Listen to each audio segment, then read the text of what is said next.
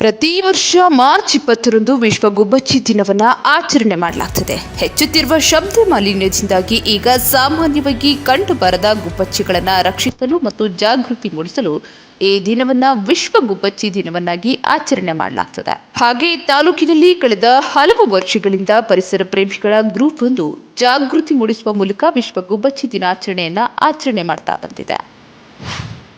ಹೌದು ವೀಕ್ಷಕರೇ, ಹೊಸದುರ್ಗ ಪಟ್ಟಣದ ಡಿಗ್ರಿ ಕಾಲೇಜ್ ಆವರಣದಲ್ಲಿ ನಿನ್ನೆ ಆಯೋಜನೆ ಮಾಡಿದಂತಹ ಸೈಕ್ಲಿಸ್ಟ್ ಗ್ರೂಪ್ ವತಿಯಿಂದ ವಿಶ್ವ ಗುಬ್ಬಚ್ಚಿ ದಿನದ ಅಂಗವಾಗಿ ಸೈಕಲ್ ಜಾಥಾ ಹಾಗೂ ಪಕ್ಷಿಗಳಿಗಾಗಿ ಉಚಿತ ಮಣ್ಣಿನ ತಟ್ಟೆಗಳ ವಿತರಣೆ ಮಾಡುವಂತಹ ಕಾರ್ಯಕ್ರಮವನ್ನು ನಡೆಸಿದ್ದಾರೆ.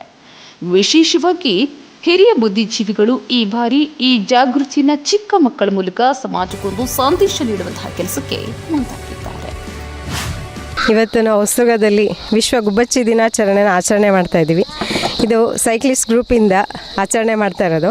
ನಮ್ಮನ್ನು ಮತ್ತು ಯಾರ್ಯಾರು ನಮ್ಮ ಪರಿಸರ ಬಗ್ಗೆ ಕಾಳಜಿ ಇರೋರನ್ನ ಎಲ್ಲನೂ ಇನ್ವೈಟ್ ಮಾಡಿದ್ದಾರೆ. ತುಂಬ ಚೆನ್ನಾಗಿದೆ ಪ್ರೋಗ್ರಾಮು. ಬೇಸಿಕ್ ಇದೇ ಥರ ಎಲ್ಲ ಕಡೆ ಸ್ಪ್ರೆಡ್ ಆಗ್ತವ್ರೆ ಇನ್ಫಾರ್ಮೇಷನು. ಒಬ್ಬೊಬ್ಬರೇ ಆ್ಯಡಪ್ ಆಗ್ತವ್ರೆ ಈ ಗ್ರೂಪ್ಗೆ. ತುಂಬ ಚೆನ್ನಾಗಿ ಪಕ್ಷಿಗಳನ್ನಂತಲ್ಲ ಪ್ರಾಣಿಗಳನ್ನ ಕೂಡ ಮತ್ತು ಗಿಡ ಮರಗಳನ್ನ ಕೂಡ ಉಳಿಸ್ಬೋದು ಅಂತ ಹೇಳ್ತಾ ಎಲ್ಲರಿಗೂ ವಿಶ್ವ ಗುಬ್ಬಚ್ಚಿ ದಿನಾಚರಣೆ ಶುಭಾಶಯಗಳು. ಎಲ್ರಿಗೂ ನಮಸ್ಕಾರ. ವಿಶ್ವ ಗುಬ್ಬಚ್ಚಿ ದಿನದ ಶುಭಾಶಯಗಳನ್ನ ನ್ಯೂಸ್ ಟೈಮ್ಸ್ ಮೂಲಕ ನಾನು ನಿಮಗೆ ಹೇಳೋಕ್ಕೆ ಇಷ್ಟಪಡ್ತೀನಿ. ಪ್ರಕೃತಿಯ ಸಮತೋಲನವನ್ನು ಕಾಪಾಡಬೇಕು ಅಂತಂದರೆ ನಾವು ಪ್ರಕೃತಿಯಲ್ಲಿರೋ ಎಲ್ಲ ಜೀವರಾಶಿಗಳ ಬಗ್ಗೆ ನಾವು ಮನುಷ್ಯರಾದವರೇ ನಾವು ಕೇರ್ ತಗೋಬೇಕಾಗತ್ತೆ.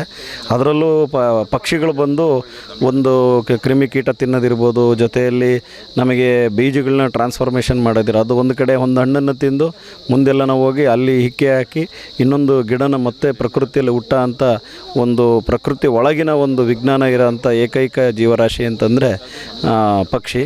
ಪ್ರಾಣಿಗಳಿಗಿಂತನೂ ಪಕ್ಷಿ ಹೆಚ್ಚು ಪ್ರಕೃತಿನ ಟ್ರಾನ್ಸ್ಫರ್ ಮಾಡೋ ಅಂಥ ಒಂದು ಶಕ್ತಿ ಹೊಂದಿದೆ. ಸೊ ಹಾಗಾಗಿ ಈ ವಿಶ್ವ ಗುಬ್ಬಚ್ಚಿ ದಿನಾಚರಣೆಯಿಂದ ಕೇವಲ ಗುಬ್ಬಚ್ಚಿ ಅಂತ ಅಂತಲೇ ಎಲ್ಲ ಪಕ್ಷಿಗಳನ್ನು ನಾವು ಕಾಪಾಡಬೇಕಾದಂಥ ಪರಿಸ್ಥಿತಿ ನಮಗೆ ಬಂದಿದೆ. ಮುಂದಿನ ದಿನಗಳಲ್ಲಿ ನಮ್ಮ ಸಮತೋಲನ ಕಾಪಾಡಬೇಕಂತಂದರೆ ಪಕ್ಷಿಗಳನ್ನ ಸೇವ್ ಮಾಡೋದ್ರ ಜೊತೆಯಲ್ಲಿ ನಮ್ಮ ಮುಂದಿನ ಜನ್ರೇಷನ್ಗೆ ಇಂತಿಂಥ ಪಕ್ಷಿಗಳಿದ್ದವು ಅಂತ ತೋರಿಸ್ಲಿಕ್ಕೆ ಬೇಕಾಗುತ್ತೆ.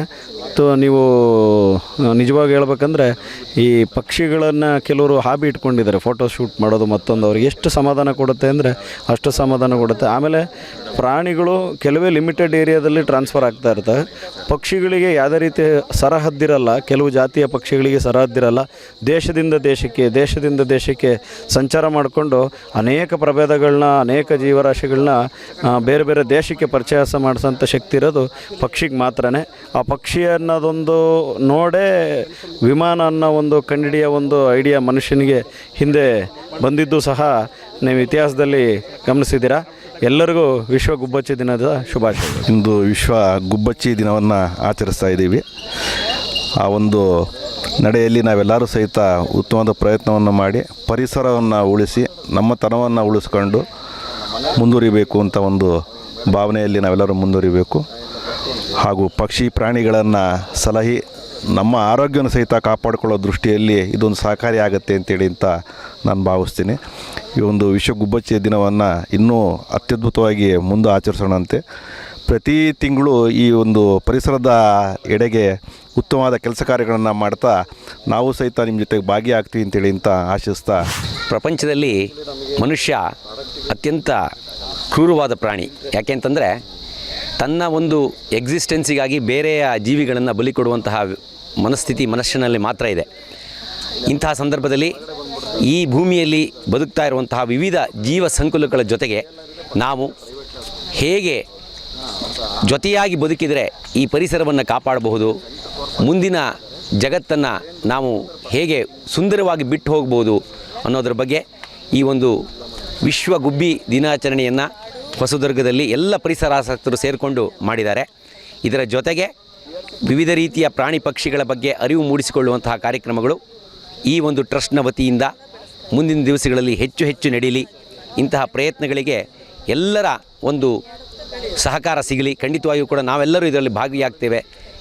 ಯುವ ವ್ಯಕ್ತಿಗಳು ಹಾಗೂ ಮಕ್ಕಳು ಹೆಚ್ಚು ಇದರಲ್ಲಿ ಪಾಲ್ಗೊಂಡ್ರೆ ಮುಂದಿನ ಒಂದು ಜನ್ರೇಷನ್ಗೆ ನಾವು ಇದೇ ಬಿಟ್ಟು ಹೋಗಬಹುದಾದಂಥ ಆಸ್ತಿ ಅಂತ ನಾನು ಹೇಳೋದಕ್ಕೆ ಇಚ್ಛೆಪಡ್ತೇನೆ. ವಿಶ್ವ ಗುಬ್ಬಚ್ಚಿ ದಿನಾಚರಣೆ ಆಚರಣೆ ಮಾಡ್ತಿದ್ದೀರಿ. ಅದು ನಿರಂತರವಾಗಿ ನಡೀತಾ ಇದೆ. ನಿಜವಾಗ್ಲೂ ಕೂಡ ಒಂದು ವಿಶೇಷ ವಿನೂತನ ತಂಡ ವಸ್ತುರೂಪದಲ್ಲಿ ಕಾರ್ಯನಿರ್ವಹಿಸ್ತಾ ಇರ್ತಕ್ಕಂಥದ್ದು ನಿಜವಾಗ್ಲೂ ಕೂಡ ಸಂತೋಷದಾಯಕ ಸಂಗತಿ.